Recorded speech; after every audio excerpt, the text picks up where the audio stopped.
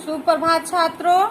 आज हम शास्त्री प्रथम वर्ष का क्लास लेंगे जिसमें आप लोगों को समास के भेद पढ़ा रहे थे। ठीक है, आज भी हम उसको कंटिन्यू करेंगे। आप लोगों को छात्रों हम तत्पुरुष समास बताए थे, जिसमें आप लोग को बताए थे कि तत्पुरुष समास में उत्तर पद जो होता है वो प्रधान होता है। ठीक है, उसके उदाहरण भी बताए थे। उसके आगे एक लाइन और उसमें है कि तत्पुरुष समास में समस्त पदों के लिंग और वचन अंतिम पद के अनुसार ही होते हैं।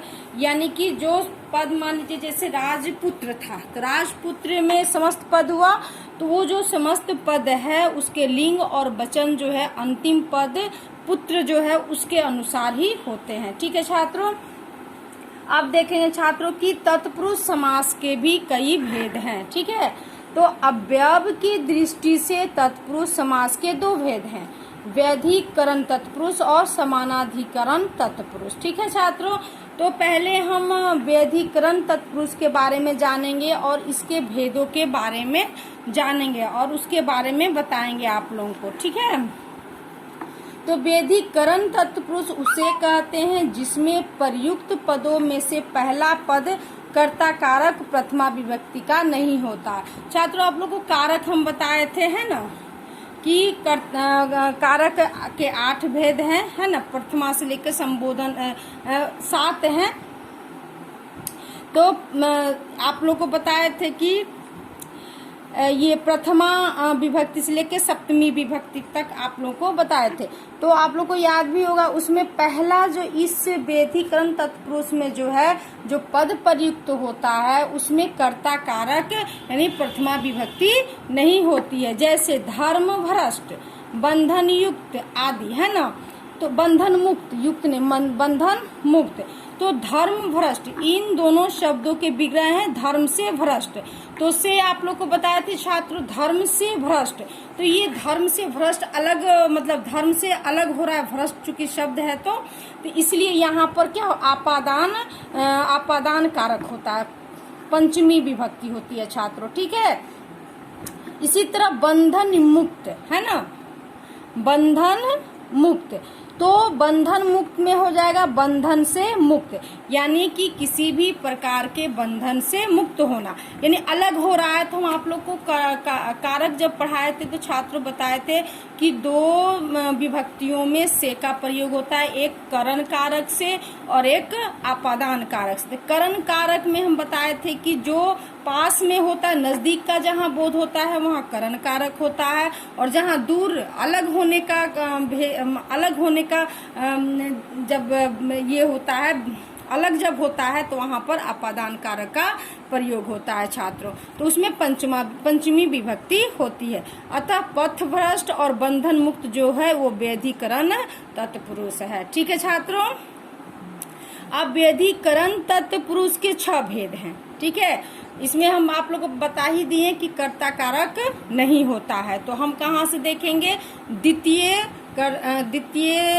तत्पुरुष समास से देखेंगे। ठीक है, यानी कि कर्ता कारक यानी प्रथमा विभक्ति का हम प्रयोग इसमें नहीं होगा, द्वितीय विभक्ति से हम देखेंगे। तो द्वितीय तत्पुरुष हो गया, फिर तृतीय तत्पुरुष हो गया, चतुर्थी तत्पुरुष हो गया, पंचमी तत्पुरुष हो गया, षष्ठी तत्पुरुष हो गया, सप्तमी तत्पुरुष हो गया, है ना। ये 7 हम बताए थे आप लोगों को, जिसमें एक को पढ़ना नहीं है, 6 ठो पढ़ना।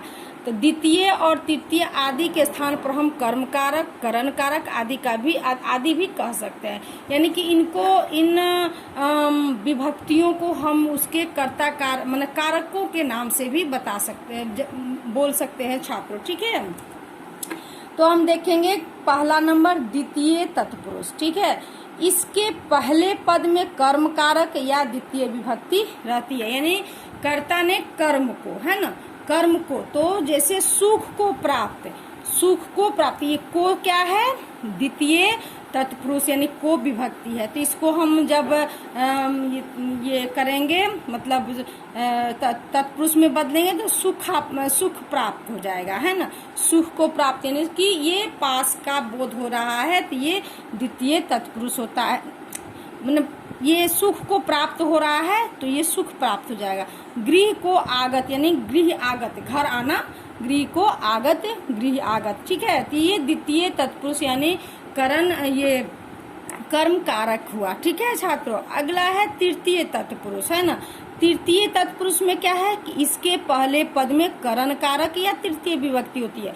करण कारक क्या है? से, जिसमें नजदीक का बोध होता है, यानी बाण से विध, बाण विध, यानी बाण से किसी को हम मारते हैं, बेधते हैं, तो क्या हुआ? अकाल से पीड़ित कोई व्यक्ति किसी अकाल या बीमारी से पीड़ित होता है तो पास में ना होता है, इसलिए उसको अकाल पीड़ित कहते हैं। ठीक है। वाक से युद्ध, मुंह से हम किसी को युद्ध करते हैं, बातों से युद्ध करते हैं, तो चूंकि ये अलग नहीं हो रहा, पास मुंह से हो रहा है, नजदीकी का बोध है, तो ये वाग युद्ध होगा। ठीक है। कष्ट से साध्य, नहीं कष्ट साध्य। नीति से युक्त, नीति युक्त, यानी कि बता ही दिए थे कि जहाँ पर नजदीकी का बोध होता है वहाँ करण कारक होता है, इन तृतीय विभक्ति होती है, या इसका अर्थ हुआ तृतीय तत्पुरुष। ठीक है छात्रों, अगला है चतुर्थी तत्पुरुष, है ना। इसके पहले पद में संप्रदान कारक या चतुर्थी विभक्ति होती है ना, जिसमें के लिए, संप्रदान क्या है? के लिए इसकी विभक्ति होती है ना। तो छात्रों देखिए इसका उदाहरण, कृष्ण के लिए अर्पण, यानी कृष्णार्पण हो जाएगा। ठीक है। देव के लिए बलि, देव बलि। गो के लिए शाला, गौशाला। पुत्र के लिए शोक, पुत्र शोक। छात्रों तो आज तक छात्रों हम चतुर्थी तत्पुरुष तक पढ़े हैं। अगले क्लास में आप लोगों को इसका अगला भेद हम पढ़ेंगे, पंचमी पढ़ेंगे, फिर षष्ठी पढ़ेंगे। ठीक है छात्रों, ठीक है, धन्यवाद।